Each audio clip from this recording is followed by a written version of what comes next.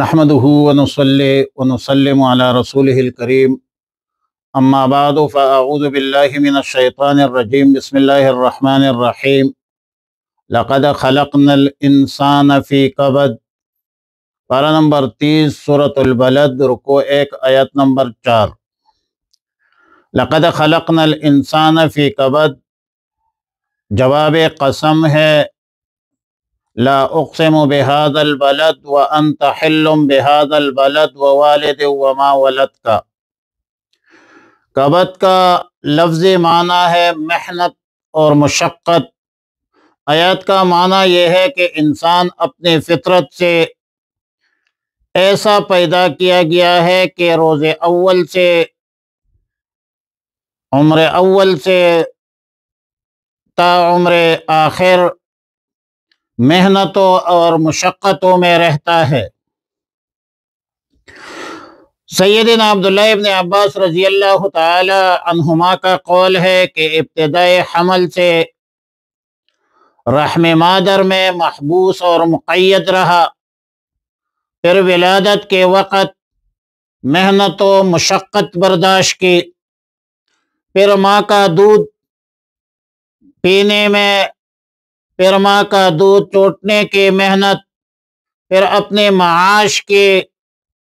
فکر اور ضروریاتی زندگی فراہم کرنے کی مشکلات، پھر بڑھاپے کی تکالیف، پھر موت، پھر قبر، حشر، اور پھر اللہ کے سامنے اب اعمال کی جواب دہی، پھر جزا سزا،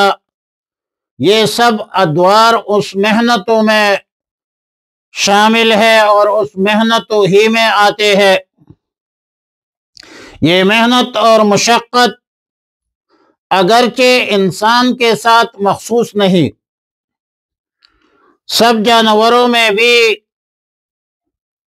یہی پیدائش کے، نشو و نما کے اور ضروریات کے مشکلات ہوتی ہے، اور تمام تر ادوار سے ما سوائے قبر حشر کے سب جانور گزرتے ہیں۔ سب جانوروں میں یہ مسائل ہوتے ہیں توالد تناسل رزق کے، مگر انسان کے لیے اس حال کو مخصوص اسی لیے فرمایا کہ انسان تو سب جانوروں سے زیادہ شعور، ادراک اور عقل رکھتا ہے۔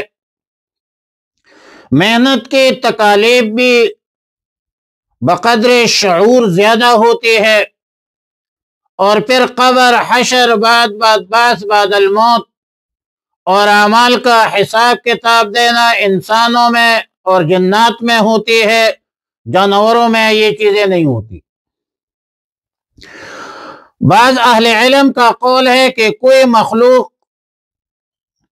اتنی مشکلات نہیں جھیلتی جتنے انسان برداشت کرتا ہے، باوجود اس کے کہ وہ جسم اور جثہ میں اکثر جانوروں کے بنسبت ضعیف ہے، کمزور ہے، ناتواں ہے، لیکن ظاہر ہے کہ انسان کی دماغی قوت سب سے زیادہ ہے۔ انسان کو اللہ تعالیٰ نے عقل دیا ہے، اس لیے اس کی تخصیص کی گئی۔ مکہ مکرمہ اور آدم علیہ السلام اور اولاد آدم کی قسم کھا کر اللہ تعالیٰ نے اس حقیقت کو بیان فرمایا کہ انسان کو ہم نے شدت محنت اور مشقت میں ہی پیدا کیا ہے، اور جو اس بات کی دلیل ہے کہ انسان خود پیدا نہیں ہوا ہے یا اس کو کسی دوسرے انسان نے پیدا نہیں کیا ہے،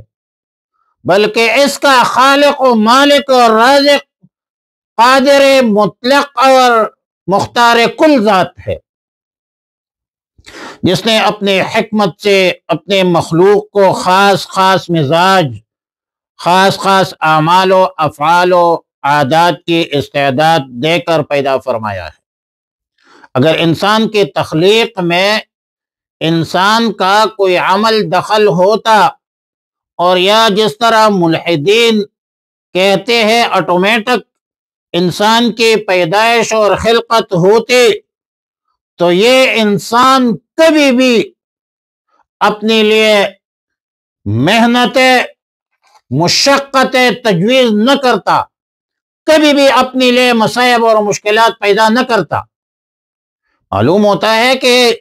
انسان کے یہ مدارج، یہ ادوار، انسان کے تخلیق، ترزیق، یہ ان سب کے پیچھے جو ہے وحدت کیا اللہ کی ذات جو ہے کن فیکون ذات ہے، قادر مطلق ذات جو ہے وہ کار فرما ہے۔ سورۃ البلد کے ابتدائی آیاتوں میں قسم، جواب قسم میں انسان کو تنبیہ ہے، خبرداری ہے کہ تمہاری جو خواہش ہے کہ دنیا میں ہمیشہ راحت ہی راحت ہو، کسی تکلیف سے سابقہ نہ پڑے، یہ محض خام خیالی ہے، یہ محض خیال است و محال است و جنون، یہ کبھی بھی حاصل نہیں ہوگا۔ یہ جو دنیا ہے، جس دنیا میں ہم رہتے ہیں، یہ دنیا ازداد کا مجموعہ ہے، یہاں پر موحدین بھی ہے، مشرکین کی بھی کمی نہیں ہے، یہاں پر کالا ہے، گورا ہے، دن ہے، رات ہے، نیک لوگ ہے، بد لوگ ہے، یہاں پر گرمی ہے، سردی ہے، یہاں پر مصیبت ہے، راحت ہے، یہاں پر غم ہے، خوشی ہے، یہ ازداد کا مجموعہ ہے۔ مکمل راحت دنیا میں نہیں ملے گی، مکمل مصیبت بھی نہیں ملے گی، مکمل راحت جنت میں ملے گی، مکمل مصیبت جہنم میں ملے گی۔ اس لیے ضروری ہے کہ ہر شخص کو دنیا میں محنت و مشقت، رنج و مصیبت پیش آتی ہے، کوئی نئی چیز نہیں ہے، اور جب مشقت و کلفت پیش آنا ضروری ہے تو عقل مند کا کام یہ ہے کہ یہ محنت و مشقت اس چیز کے لیے کرے جو اس کو ہمیشہ کام آئے، دائمی رحمت اور راحت کا ذریعہ بنے، اور دائمی راحت جو ہے وہ قیامت ہے، وہ بروز قیامت ہوتی ہے۔ دائمی راحت ایمان اور اطاعت حق پر منحصر ہے، بغاوت پر نہیں ہے، اطاعت پر ہے۔ یعنی دنیا اور آخرت کی کامیابی، کامرانی اسی میں ہے کہ ہم اللہ تعالی کے احکامات اور رسول اللہ مبارک صلی اللہ علیہ وسلم کی تعلیمات پر عمل کریں، مصائب مشکلات پر صبر کا مظاہرہ کریں، اللہ کی طرف متوجہ ہو، اور خوشی اور راحت کے وقت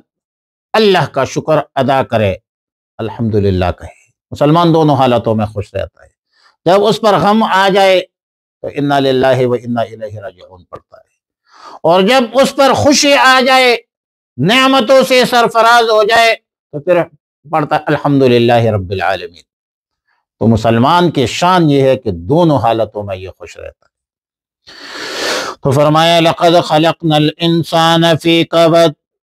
بلا شبہ ہم نے پیدا کیا ہے انسان کو فی کبد، محنت میں، مشقت میں۔ اللہم احسن عاقبتنا فی الامور کلہا واجرنا من خزی الدنیا وعذاب الآخرہ، اللہم وفقنا لما تحب وترضى، وصلی اللہ تعالی علی خیر خلق محمد وآلہ وصحبہ وازواجہ وذریاتہ وبناتہ اجمعین الطیبین الطاہرین وعلی من تبعہم بإحسان الی یوم الدین برحمتک یا ارحم الراحمین۔